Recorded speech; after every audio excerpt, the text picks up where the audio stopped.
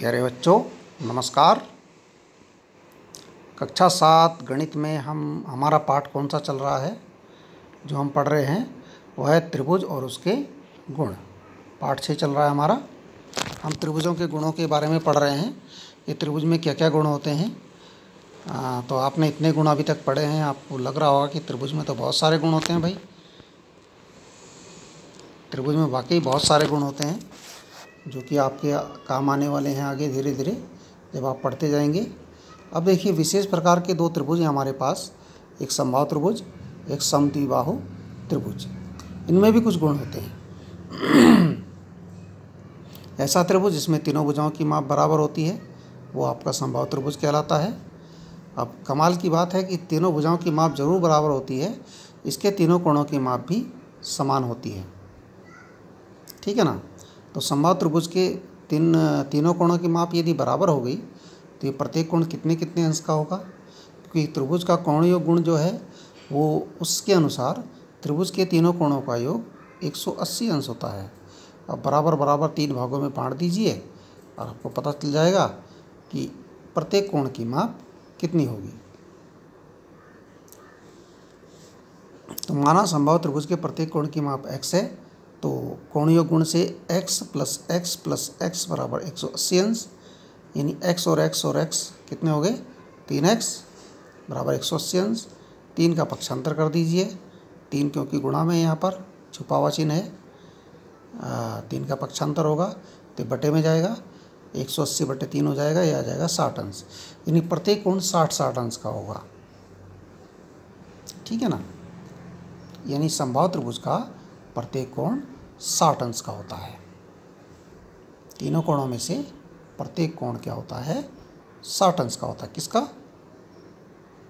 देखो, यहाँ हमने गलती लिख दिया, यहाँ पर उसको आप ध्यान देंगे।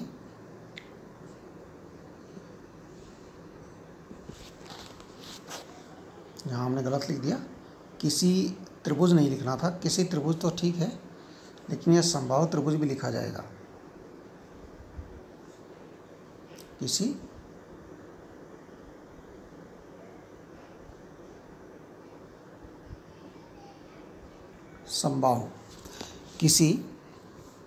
समबाहु त्रिभुज के तीनों कोणों में से प्रत्येक कोण का मान 60 अंश होता है।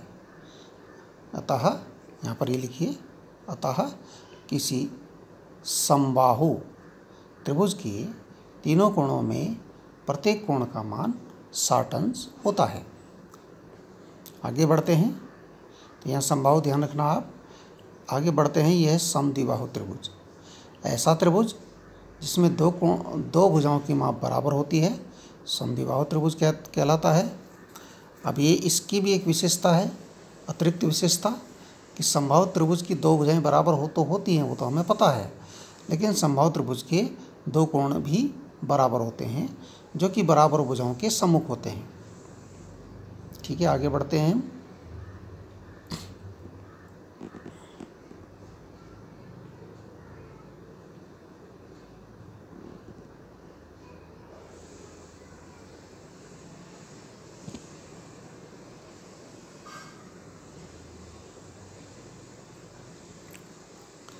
इसमें देखिए, यहाँ पर आपके सम्मुख एक समद्विबाहु त्रिभुज मैंने बनाया है।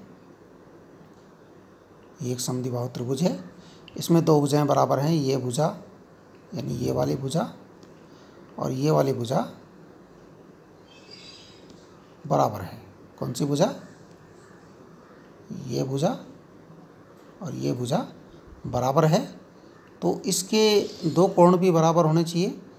इस भुजा का सम्मुख कोण ये है, इस भुजा का सम्मुख कोण ये है, ये भी इसके बराबर होंगे।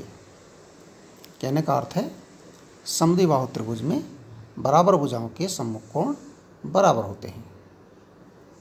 ठीक है, ये आपको जब ये सवाल हम करेंगे, कुछ सवाल हैं हमारे पास, प्रयास कीजिए से हमने सवाल उठाए हैं, उन सवालों को जब हम हल करेंगे तो हमें समझ में आता रहेगा।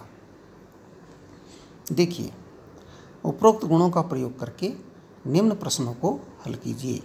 उपरोक्त गुण यानी ऊपर जो गुण हमने अभी समबाहु त्रिभुज का और समद्विबाहु त्रिभुज का बताया, इसमें जो प्रश्न है वो समद्विबाहु त्रिभुज पर आधारित ही प्रश्न है, क्योंकि समबाहु त्रिभुज में से हमें पता चल जाता है प्रत्येक कोण 60 अंश का होता है,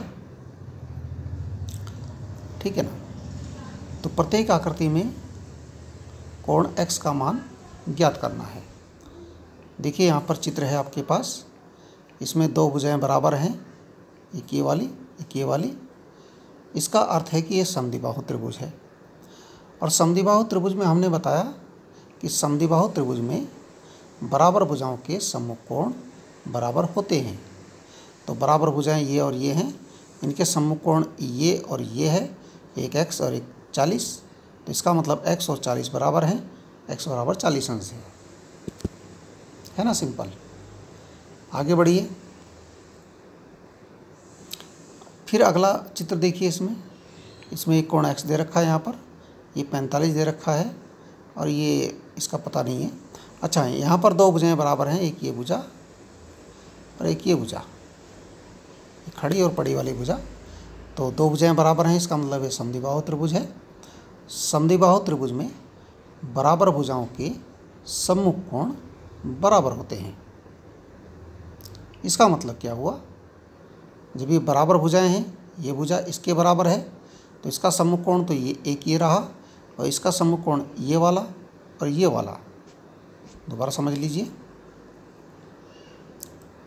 ये भुजा और ये भुजा बराबर है, और समद्विबाहु त्रिभुज में बराबर भुजाओं के सम्मुख कोण बराबर होते हैं। ये भुजा बराबर है इसके, यानी ये वाला, इसका मतलब ये वाला कोण और ये वाला कोण बराबर होंगे। समझ गए? यानी ये 45 है तो ये भी 45 होगा, ये वाला। इसका मतलब अन्य अज्ञात कोण का मान 45 होगा। अब त्रिभुज के कोणीय गुण से, कोणीय गुण क्या कहता है कि त्रिभुज के तीनों कोणों का योग 180 अंश होता है, यानी कि x + 45 + 45, x + 45 + 45 बराबर 180 अंश, है ना भाई। ये x हो गया, ये 45 हो गया, ये 45 हो गया, तीनों का टोटल 180 अंश के बराबर होना चाहिए। अब इसका मतलब x + 45 + 45 अंश बराबर 180 अंश, और 45 को यदि हम जोड़ते हैं तो ये तो हो रहे हैं 90 अंश। x + 90 अंश बराबर 180 अंश। ये बन गया आपका सरल समीकरण। आप पक्षांतर करके हल कर लीजिए। 90 का पक्षांतर किया तो हो गया x बराबर 180 ऋण 90, घट गया इधर जाके, इधर जा कर के वो घट गया क्योंकि इधर जुड़ रहा था, तो x बराबर आ गया आपका 90 अंश। ये आंसर आ गया। अगला प्रश्न देखिए, इसमें देखिए, क्योंकि इसमें भी देखिए एक भुजा ये और ये भुजा ये, दो भुजाएं बराबर हैं त्रिभुज में, तीसरी भुजा के लिए कुछ नहीं कहा गया है। दो भुजाएं बराबर हैं, इसका मतलब ये समद्विबाहु त्रिभुज है। इसमें समद्विबाहु त्रिभुज का गुण लगाइए कि समद्विबाहु त्रिभुज में बराबर भुजाओं के सम्मुख कोण बराबर होते हैं। यानी कि अब क्योंकि ये समद्विबाहु त्रिभुज है, इनके सम्मुख कोण कौन से होंगे? इसका सम्मुख कोण तो ये x इधर है और इसका सम्मुख कोण ये 50 है, यानी x और 50 बराबर होंगे, यानी x बराबर 50 अंश। आगे बढ़ जाइए। आगे बढ़ते हैं तो अगला चित्र दिखाई देता है। इसमें देखिए, इसमें भी, इस चित्र में भी दो भुजाएं बराबर दी गई हैं, यानी ये भी समद्विबाहु त्रिभुज का प्रश्न है। तो क्योंकि समद्विबाहु त्रिभुज में बराबर भुजाओं के सम्मुख कोण बराबर होते हैं।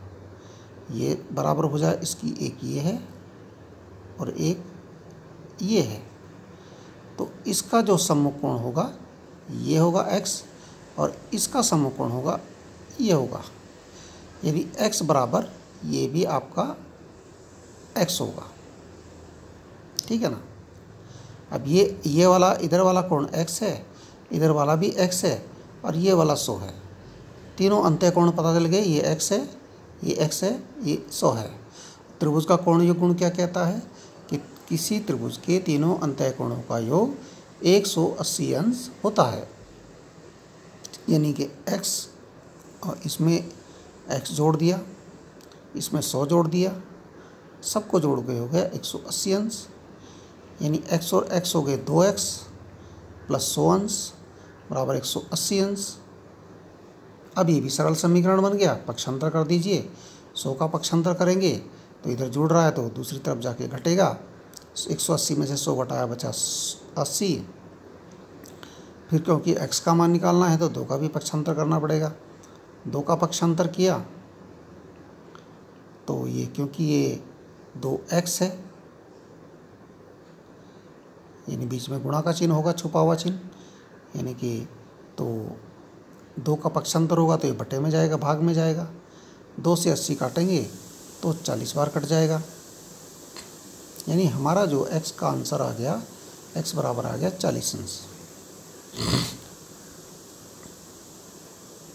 आगे बढ़िए, आपके सम्मुख एक चित्र और दिया गया है। इसमें देखिए,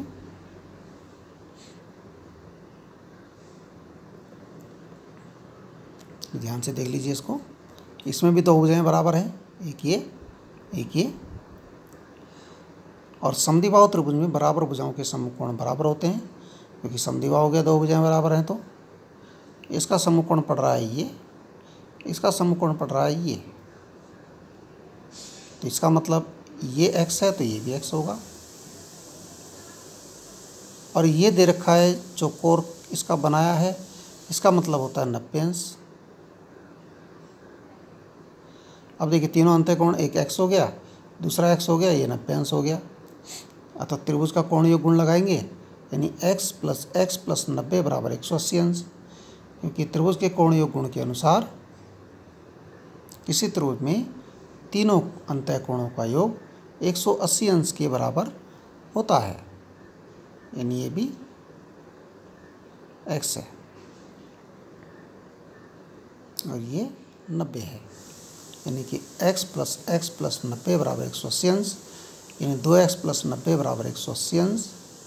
90 का पक्षांतर किया, घट गया इधर, 2x बराबर आ गया 90 अंश। फिर 2 का पक्षांतर किया, 2 बटे में गया, यानी x बराबर आ गया 45 अंश। ठीक है, आगे बढ़िए। अब यहाँ भी एक चित्र दिया गया है, इसमें भी वही कंडीशन है, 2 भुजाएं बराबर हैं। 2 भुजाएं बराबर होने का अर्थ है कि ये समद्विबाहु त्रिभुज है। समद्विबाहु त्रिभुज में बराबर भुजाओं के सम्मुख कोण बराबर होते हैं। बराबर भुजाएं कौन सी? एक ये बराबर भुजा, एक ये। इसका सामने कोण पड़ रहा है ये, इसके सामने कोण पड़ रहा है ये, परंतु ये x है, इसका पता नहीं तो ये भी x है ना, ये 40 है। अच्छा, त्रिभुज के कोणीय गुण से क्या होगा कि त्रिभुज के कोणीय गुण से त्रिभुज के तीनों अंतःकोणों का योग 180 अंश के बराबर होता है, यानी x प्लस 40 अंश बराबर 180 अंश। x जुड़ा हो गया 2x प्लस 40 अंश बराबर 180 अंश। 40 का पक्षांतर कर दिया तो 2x बराबर क्या हो गया, 40 इधर जाके घट गया, 180 में से 40 घटाया हमने, 2x बराबर आ गया 140 अंश। अब जब हमें x का मान ज्ञात करना है तो 2 का भी पक्षांतर करना पड़ेगा। 2 का पक्षांतर करेंगे क्योंकि यहाँ 2x है, 2 गुणा में है तो इधर जाएगा बटे में, पक्ष बदलेगा तो बटे में जाएगा, यानी 2 से 140 को भाग करेंगे 70 आएगा।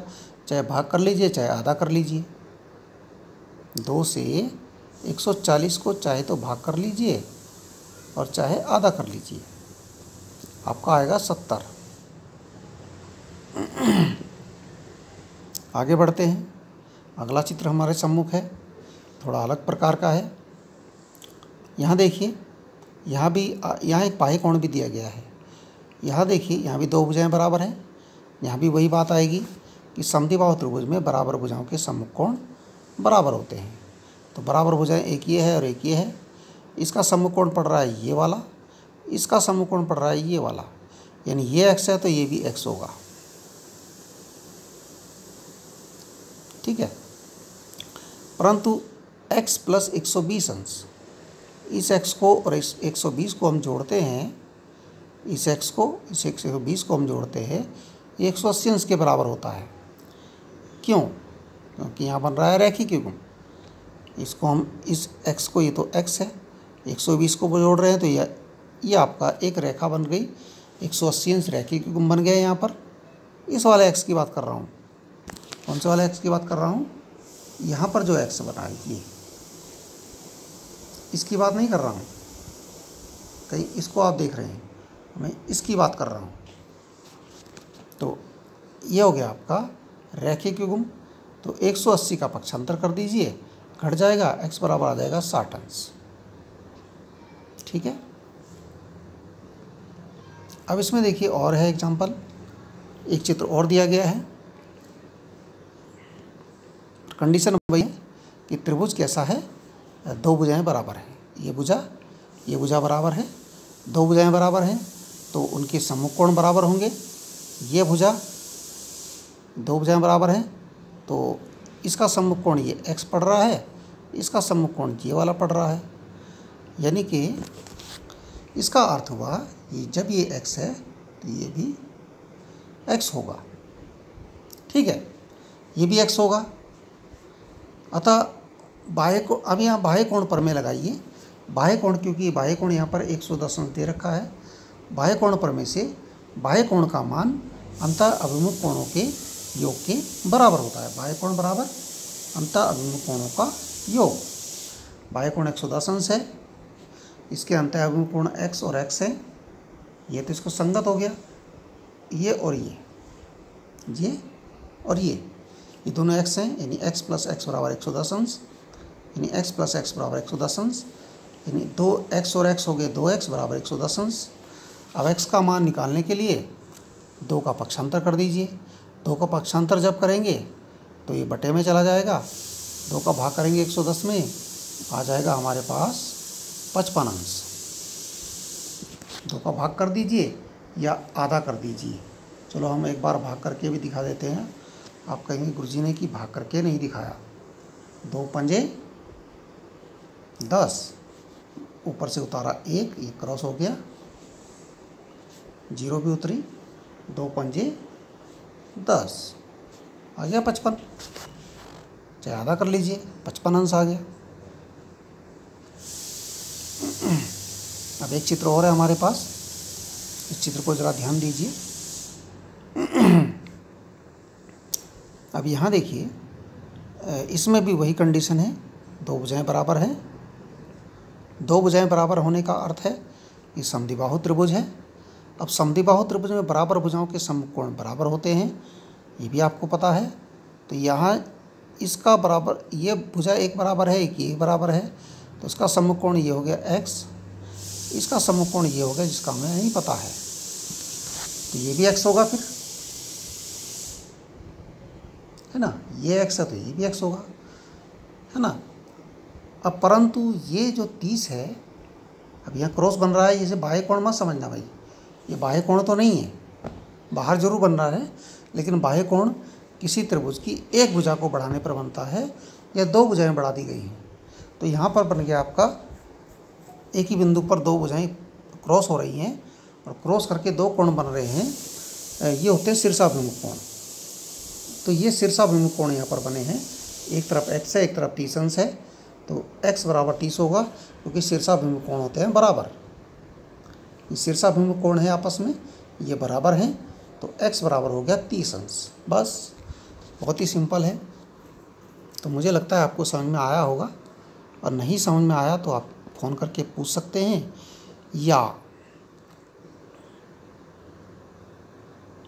या मैसेज करके पूछ सकते हैं, अपने आसपास वाले से पूछ सकते हैं, अपने बड़े भाई से पूछ सकते हैं, या कोई गुरुजी मिलें तो उनसे पूछ सकते हैं, या हमसे फ़ोन करके पूछ सकते हैं, या मैसेज करके पूछ सकते हैं। जैसे आपकी इच्छा है वैसे पूछ सकते हैं। समझ में आ जाए तो बहुत अच्छी बात है।